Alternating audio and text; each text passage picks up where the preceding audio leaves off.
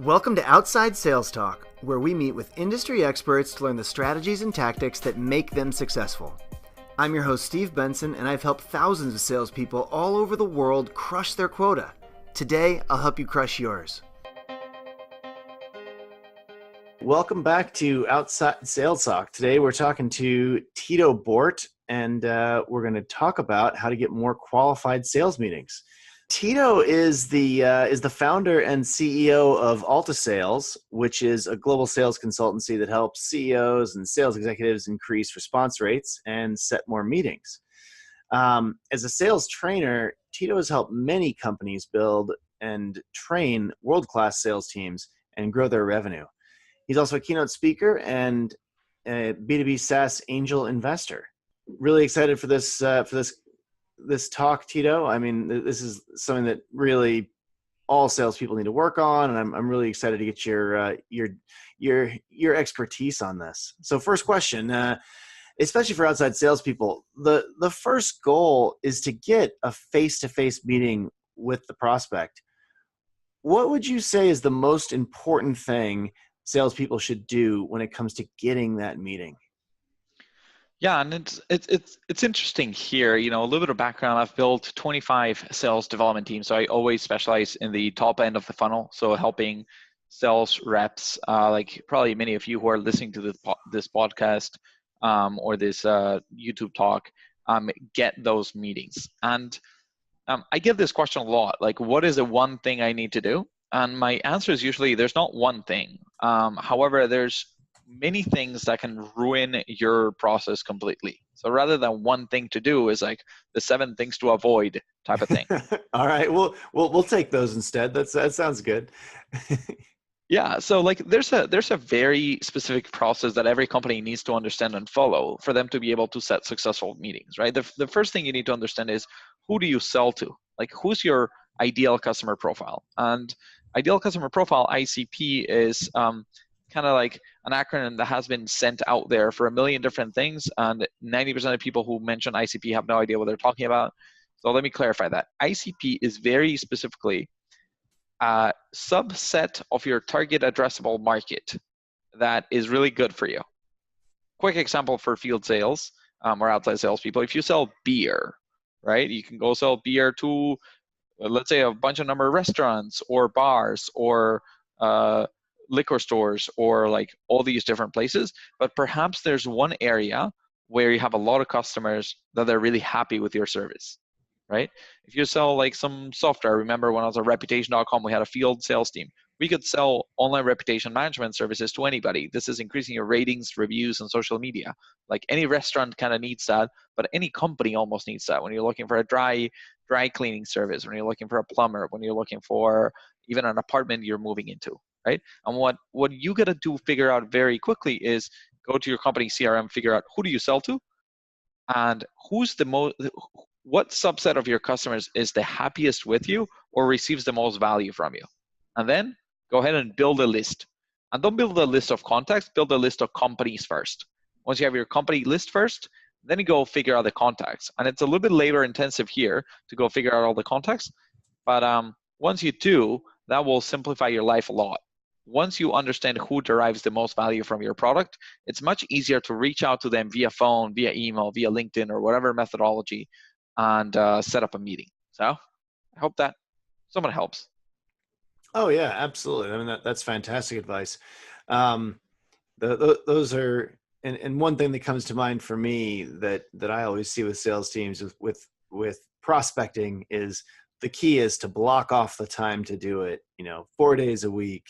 Make sure you have it's a meeting on your calendar, and it is locked in gold. And I guess the amount of time you have to spend on it probably depends on how many leads you're getting inbound, and whether your role is more lead generation or closing, and kind of what things look like for you. But regardless of whatever you decide the amount of time is, it needs to be set aside to actually get done. You can't do it after everything else is caught up with, because you'll never get to it. Yeah, and there's a quick hack here. So what's interesting about the sales profession, right, is that we all get compensated heavily on commissions too. If you sell a lot, you make a lot of money. And what I did when I was doing sales the first time and setting this up the first time is, as soon as I figured out a process that would yield me good leads and good companies that I could reach out to and do outbound, I hired somebody through Upwork.com, found a data researcher in Philippines for $5 or $6 an hour, and just had him work 30 hours a week for me. So they were doing 30 hours of prospecting. I was just getting an Excel sheet with all the data I needed that I could upload to my CRM and or just use whichever way I wanted. I would build my target list, and then during the day when I was not like talking to customers face to face or over the phone or in client meetings, I had the time to just grab my phone and start dialing away and set myself meetings. And that will set you up for success. But you need to organize yourself. Go find that company list.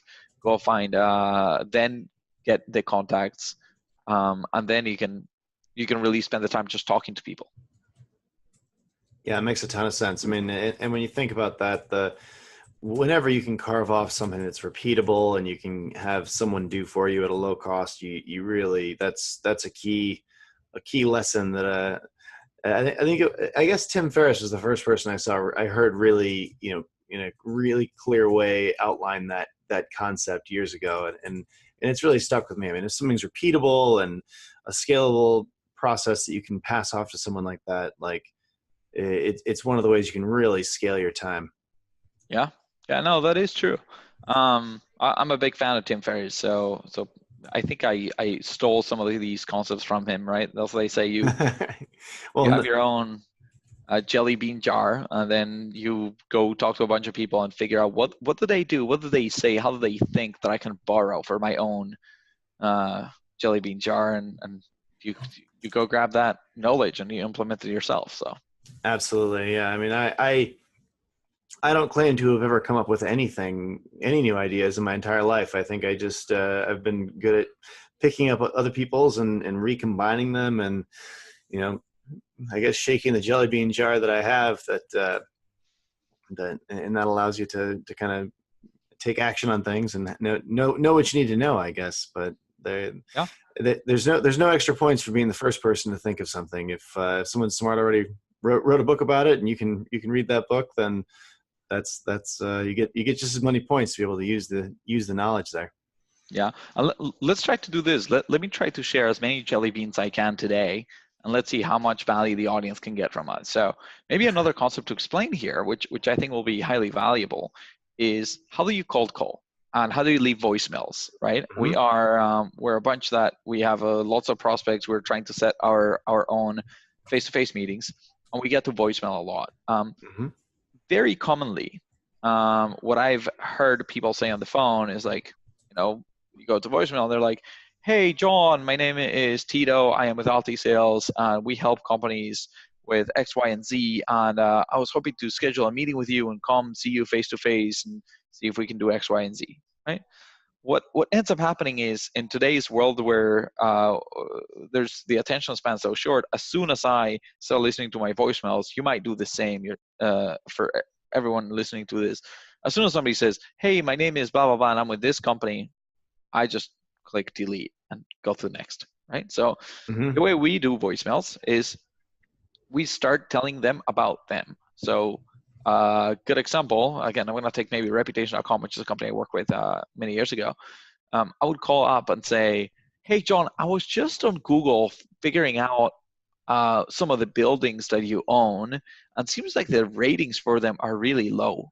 We've been working with Greystar and Alliance Residential, helping them get better ratings and reviews, and that has increased the number of traffic they've gotten to their location. So I was hoping to speak with you more in depth over the next couple of weeks. Maybe we can do a 15-minute like face-to-face coffee.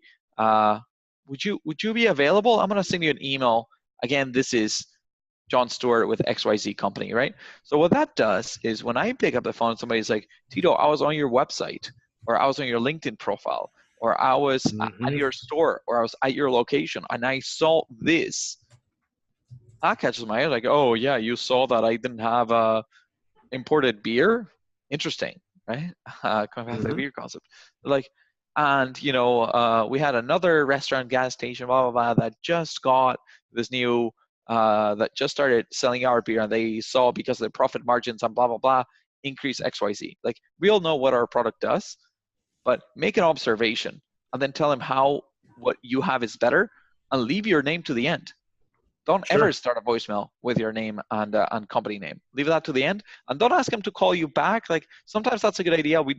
None of us get too many callbacks.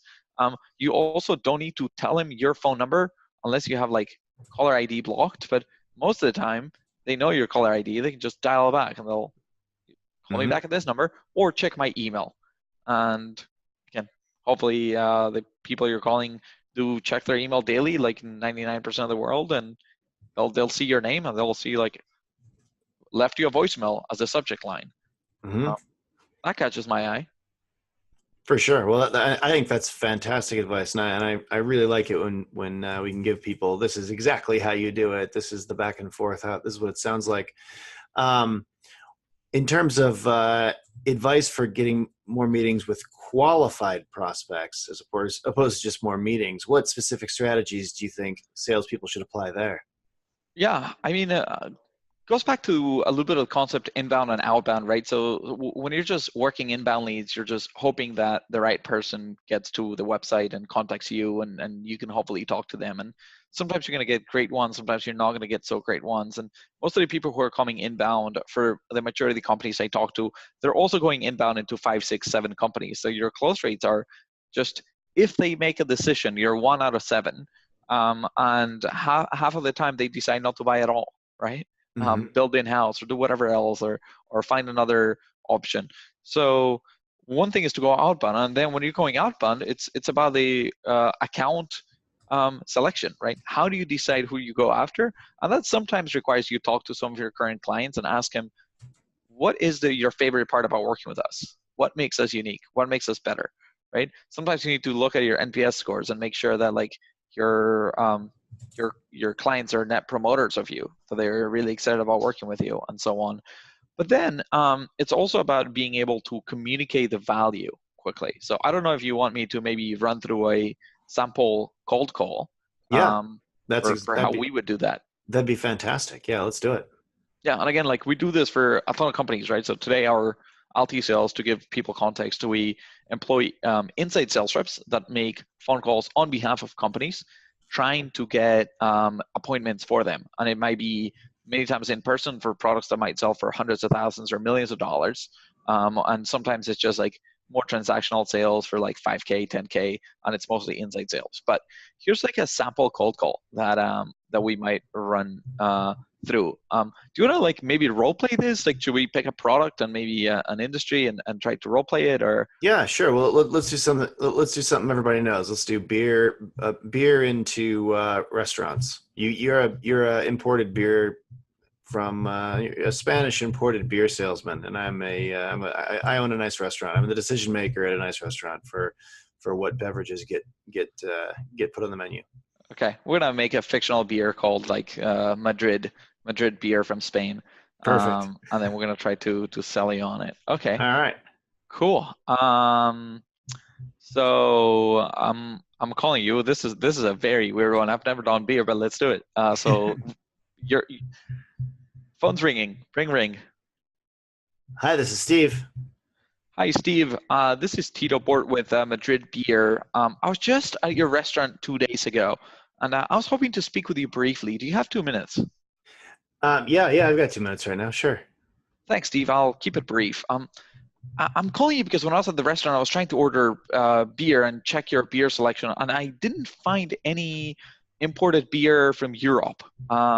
And I don't know if you've seen the statistics, but it's been in high demand lately. A lot of people are really getting into this. First the craft beers, and then they imported like strange beers. What's the reason that you haven't yet, started offering some imported beer? Man, that's a great question. I mean, here in California, people like all kinds of beer. I mean, obviously wine's popular too, but on the beer menu, we've got several. The only imported beer we have, I guess, is from Mexico, and we've got a bunch of craft beers from Oregon and Washington and Northern California. But yeah, I guess we haven't really looked at the European market much. Why do you? So I guess it wasn't really a decision that we made actively. It's more of a passive decision that we just, this is where we just kind of grabbed what was available, I guess. That's interesting. Have you looked at your profit margins for like all these different types of beers? Like, where are you making the most money? So we make the most money on beers like Corona because we can charge kind of the same price as we charge for the more premium beers. Like the Deschutes and the Oregon and Washington beers that cost a little bit more. We can charge just as much for a Corona, even though the cost profile of something like a Corona is more similar to like a Bud or a Bud Light. It's only marginally more expensive than that. So that's where we get the best profit margin is on those Mexican beers. That sounds really interesting. You know what I saw the other day is on your menu you actually have paella, which is a dish originally from Madrid, and another restaurant we're working with, when they were serving paella, they were offering Spanish beer. It just felt right for the customer to order the Spanish beer with the paella, and they've been able to upsell that and really starts making a difference in the bottom line. So would you have maybe 15, 20 minutes so I can come over to the restaurant whenever you're around and show you some stats about how they've been able to sell more? Maybe you want to taste our beer too. It could be a good fit.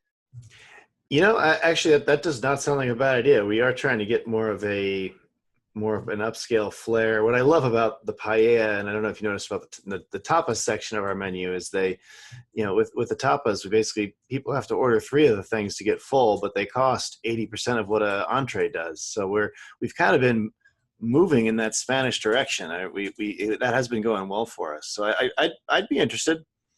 Cool, perfect. And then we set up the meeting. So boom, done. I think the rest are on it. Yeah, but that's cool, right? So what I try to do there, and if you're a smart sales rep and I have Spanish beer, I would go on Google and I would find all the restaurants that sell paella, and then I would build a list, and then I would, hire somebody in India or Philippines through Upwork, somebody that I can pay $4 or $5 an hour, and it makes them a good living, and have them build my list of phone numbers that I need to call, and just they can most likely identify. You can tell them like 3 or 4 dishes that are from Spain or Europe. If you ever see this, or this, and in your Excel, it will say like XYZ restaurant has paella. Here's the phone number, blah, right? So you start calling. And you're like, hey, I was at your restaurant and I saw you have paella. And man, all the menus are on Google now. Right. Go. Yeah. You can sit at your computer, craft this, and like I'm really ready for a VP of Sales who sells beer to come hire me here and start selling beer. Well, I mean, honestly, so there are probably some beer salespeople that listen to this podcast. So it's definitely a good example.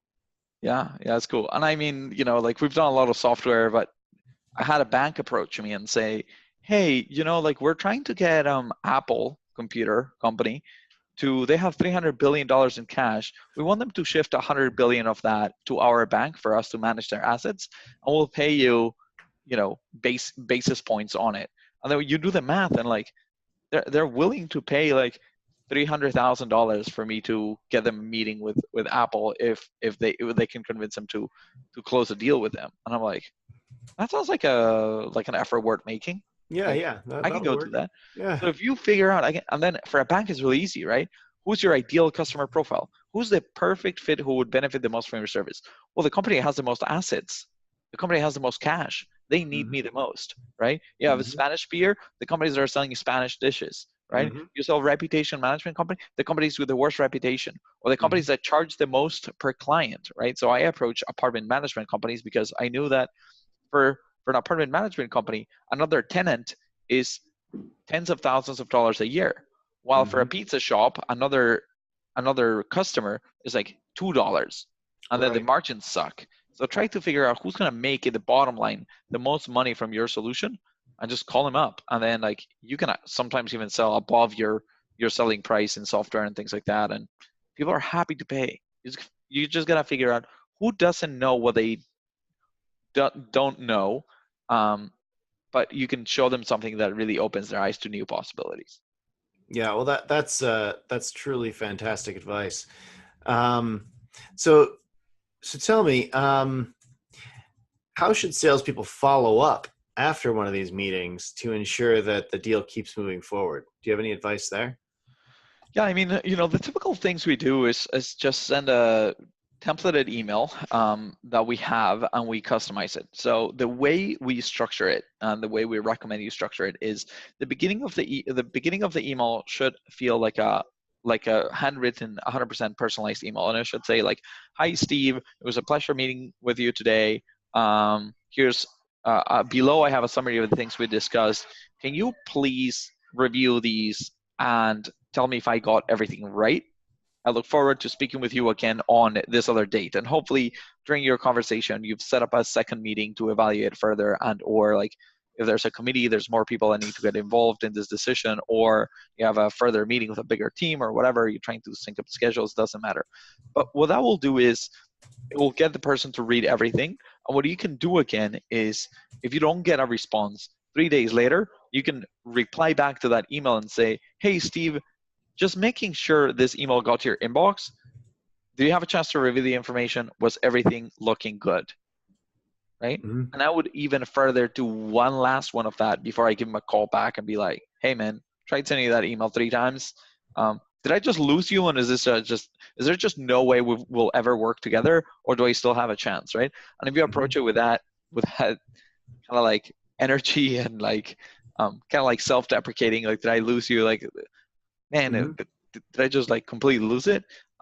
Sometimes they're like, "No, no, no, no, no, no, no. Like, sorry, man, I was just busy. Like, I'll get right back to you. Let me go work on that email." And they feel like you're a caring, empathetic person. So that's what I recommend. And then just put the summary of your email, right? Like, "Steve, we looked at your selling paella. Here's the average cost of your meals. Here's your margins on meals. Here's your margin on beers.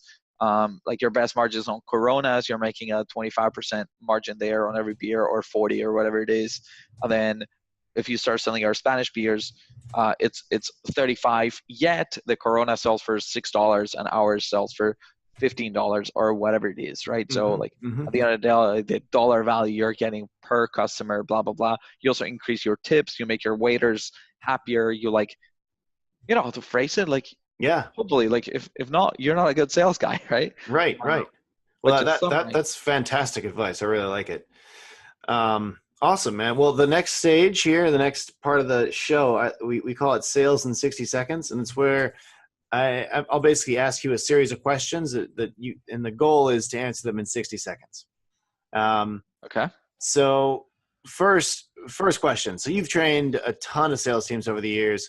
What's a common mistake that you see sales reps or managers make when it comes to getting meetings? Biggest mistake is not finding the gap. So not communicating correctly what the difference is between where the customer is today and where they could be. That's what gets you a meeting. "Hey, you currently don't have a Spanish beer. You need Spanish beer. Here's why." Or, "Hey, you currently don't have reputation management services. Here's the results that you can get with it. Here's why." Or, "You currently are doing all these network orchestration or network changes manually on your computer. You could have that automated. Here's how that would make your life easier." So biggest and easiest way to get a meeting, try to ask for time on cold calls, get 2 minutes, and really quickly figure out what's the gap. What's the difference between where they are today and where they could be if they had your product? If you can do that, people will accept meetings left and right. Very cool. Um, what is one key lesson or message that you try to get across to all sales teams? Um, I talk, this is from Tim Ferriss, but one of the things that he says actually on the 4 Hour Workweek book is eliminate, automate, delegate, do. When you're an outside sales rep or any type of sales rep and you make money on commission, you can just increase your earnings by eliminating any task that's not worth doing. So don't drive around like crazy in circles trying to get to the right place, right? Get Badger Maps and make it freaking do your schedule and get to the right place at the right time through the right route, right? That's what I keep telling people. Exactly. Like there's so many things you can eliminate and then automate things, right? If you are logging data into your CRM manually, like dude, start using outreach.io or start using some other sort of tool that will just push data into your CRM. Delegate. Like, don't do all the prospecting yourself. Don't just like freaking spend all that time. Your time is valuable. Like, go hire somebody in Philippines that can do the exact same work. Teach them. Be patient. Don't expect that you're going to hire them and you're like, I need you to prospect for me, and they're going to do it. No, you do it for a week. You do it 3 days with them on the phone. Pay them for 3 hours of their work. It's $15. They cost $5 an hour, man. $15 spent on just training them while you show them exactly how to do it. Get them to ask questions, and then delegate. And then anything that cannot be eliminated, automated, or delegated, that's the only stuff you do. And most of the time, that's just your client conversations. And then you're going to get so many more. You're going to make so much more money. Very cool. What should all salespeople do every day to be more successful? Make 10 to 20 cold calls every day. It's very simple. Block off the time. What's your favorite sales tool? For me, it's actually outreach.io. It allows me to make more calls and send more emails, streamline workflows, make things easier. I don't know how many outside sales people use that, but it's fantastic for all your templates and even the things that I was saying. Like, I can send a follow-up email, and then if I want to ping them back twice, if they don't respond, I can put it in outreach.io. I just write the email and I say send with outreach, and it will ping them twice if they don't respond over the next week or so. So it's a huge time saver. Yeah, I've heard great things about that. Very popular in the SaaS industry in general. Which resources about sales, like blogs or books or video channels, would you recommend to people? There's a couple of interesting ones. So I like HubSpot Sales Academy, or I think it's called HubSpot Academy. And then there's like some ideas about marketing and sales ops and sales enablement. I feel that content's pretty high quality and it's very well selected. I like Sales Hacker. A lot of their content is really good, but I would say like in general, if you look at the web, what you'll find is that like 99% of the content is just like BS that you shouldn't read. 1% is good. And then like some sources build a reputation, right? So HubSpot Academy, I feel like 95% is good and 5% are things that like I disagree with. Sales Hackers, maybe like 80-20. 80% is really good. 20% is things that like I wouldn't necessarily agree with, and so on. But the more you consume, and don't take it at face value. It's a jelly bean jar that you're trying to build, and you can take a jelly bean from a bunch of people. So Sales Hacker, HubSpot Academy are the two that I would most highly recommend, I would say. Very cool. Given that you're an expert in building sales teams and increasing the number of meetings in sales, what's your best advice that you would like to give our listeners? Best advice. As I said, there's not just one thing. It's a combination of all these. So hopefully, at least the voicemail example I gave, the how to run a cold call, how to organize your clients, and define your ideal customer profile. All those things should be quite helpful. I mean, the most common advice I would give, which everybody knows, is just hustle. Like, it takes a lot of work. Winners are always people who are going to put more effort and time. And if you can eliminate, automate, delegate, do, and just think in that framework, every task that you're doing, should I really do this, or can I eliminate it? Can't eliminate it, needs to be done 100% sure. Yes. Okay. Can I automate it? Like CRM login and so on, and then can I delegate it, right? And if I can't do any of that, then you do it. That's the idea. And at the beginning, you got to do everything. You always do. But once you've done the same task 3 times, you got to think like, okay, do I really need to do this again? And then you use that framework. So as a final takeaway, what should the field salespeople listening today do as a first step to get more qualified meetings? And I'm underlining the word qualified on this. Yeah. I mean, we all know who our buyers are and who's the ideal like person to speak with within our target account. So like for you to be qualified, the way that most companies work is there's a minimum qualification. right? Like, oh, they need to have X many sales reps to be a good fit, or they need to have X many locations, or they need to have X much revenue, or they need to have at a minimum X much something, right? But then beyond that, usually, and it depends, sometimes the bigger the better, sometimes too big is also bad, but there is a segment where it gets really good. So find that segment, and then find the right buyer persona and go after them. Don't just wait for inbound. If you're only working inbound, man, it's like I once met a friend who's like, oh yeah, I'm also in sales, I work at Macy's. I'm like, wait, so you like go get this stuff that somebody has tried in the fitting rooms, and you just like scan it, and then you get their credit card and you charge them? It's like, yeah. I'm like, that's not sales, man. If Macy's has done all the work, like the person already walked into the store, they said exactly what they wanted to try, they tried it. Maybe you upsold them here and there, but most likely 95% work was done. And that's sometimes how inbound feels. You don't have control. So if you go outbound, that's where the money's at. Great advice. Great advice. I think everybody needs that advice. I know I certainly do at our organization. Okay, so I guess what I'm going to try to do next is take a minute or two and summarize everything that we've covered today, just because a lot of the people that are listening to this are in their cars or walking or whatever, and so it's good to hear it twice. So 2 minute summary, let's go. So first of all, you need to understand who you sell to and clearly define your ideal customer profile, or also called the ICP. You need to get organized and put together a company list based on your ICP.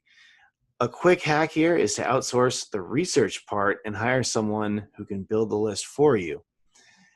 Tito also shared some cold calling tactics and tips on leaving voicemails, such as when you leave a voicemail, instead of starting with your name and intro, start talking about the prospect and saying something about what they do in order to capture their attention.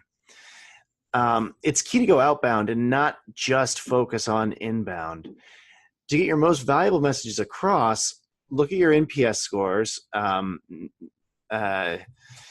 That's the score where you kind of look at what your customers are saying about you. If they give you a score on how much they like this, that, or the other thing about you on a scale of 1 to 10, how satisfied are they with your service? So look at your NPS scores and the feedback you're getting from your customers, and talk to your current customers about why they like working with you and why they love your product. This helps you clearly communicate your value to prospects in your first interaction with your customers or with your prospects.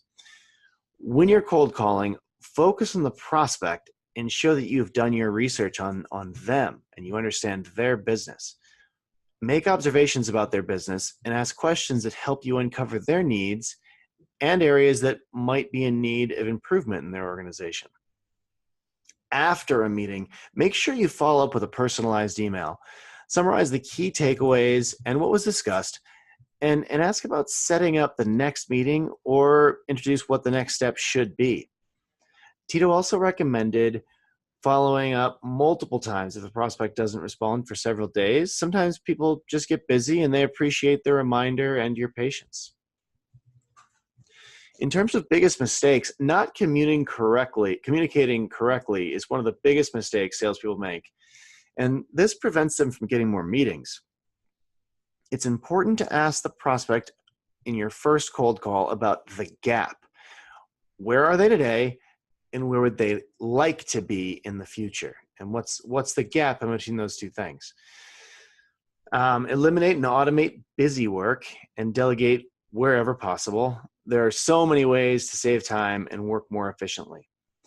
Another tip is to make 10 to 20 sales calls a day. You'll see immediate results and be more successful in sales. You just have to block off the time to do that. HubSpot Academy and Sales Hacker are great resources where you can learn and develop more sales skills. Again, and this is important, think about every task you're doing and ask yourself if you can automate or outsource it. If you adopt this mindset and make it your own, you'll ultimately get more done and outsell your competition. As a final piece of advice, don't wait for inbound leads to come to you. Find your audience, build your list, and go after them. Going outbound is key to success in sales. So this has been a great show. Tito, I've really enjoyed having you on. Where can listeners read more about your work, and where can they reach out to you? Yeah, I think that the easiest place is LinkedIn. You will find me easily there. There's not too many Titos there. Spelling just like the vodka, Tito. So just remember, I'm the vodka guy who was teaching you how to sell beer. Everybody needs a friend like that, really. I mean, exactly. And the last name is a little bit more complicated to spell. Is Bohrt, spelled B as in boy, OHRT.